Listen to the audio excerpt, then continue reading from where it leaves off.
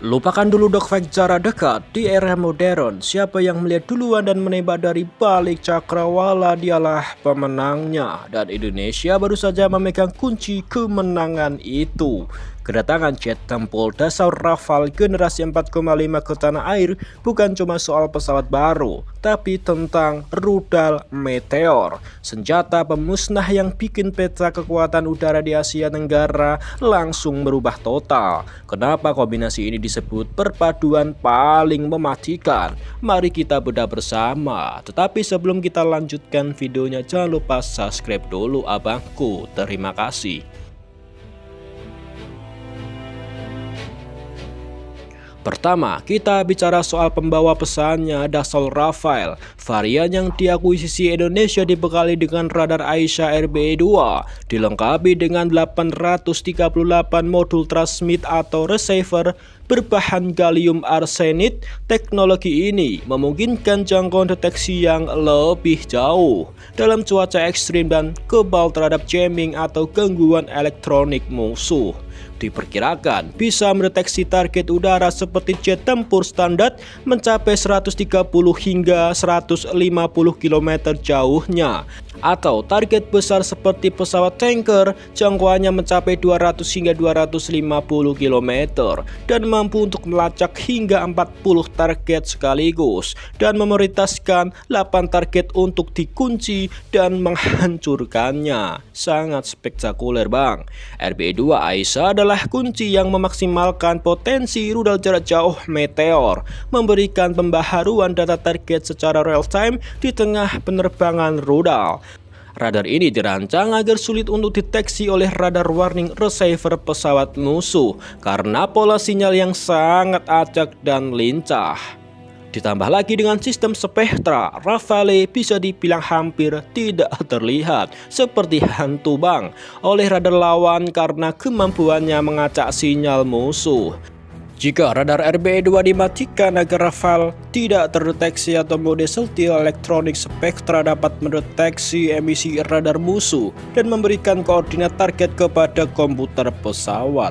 Spektra bisa memberitahu radar RBE-2 ke arah mana ia harus mengarahkan pancarannya secara sempit untuk menguji target secara instan, sehingga radar tidak perlu melakukan pemindahan luas yang memakan waktu dan berisiko terdeteksi oleh musuh.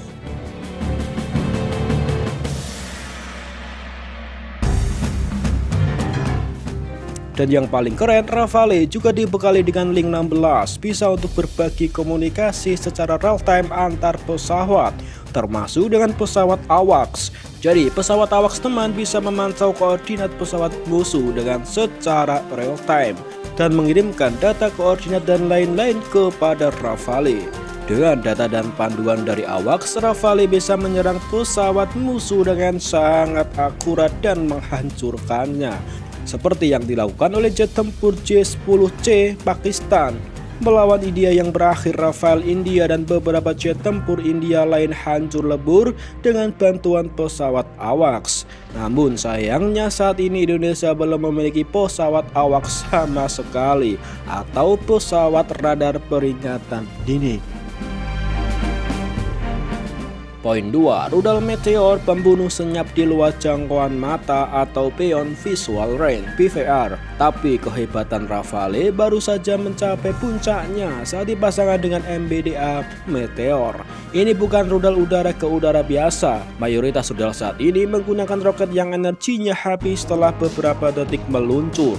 Tapi Meteor menggunakan mesin ramjet, artinya rudal ini bisa mengatur kecepatannya. Ia bisa meluncur sana di awal, lalu semakin mendekati target, mesinnya akan digaspol hingga kecepatan Mach 4 atau 4.900 km per jam.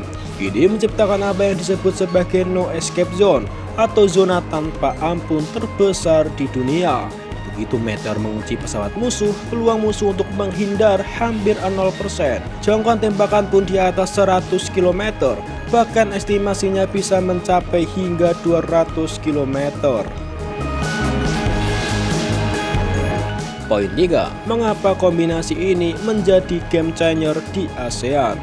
Mari kita bandingkan secara objektif dengan kombinasi Rafale dan Meteor.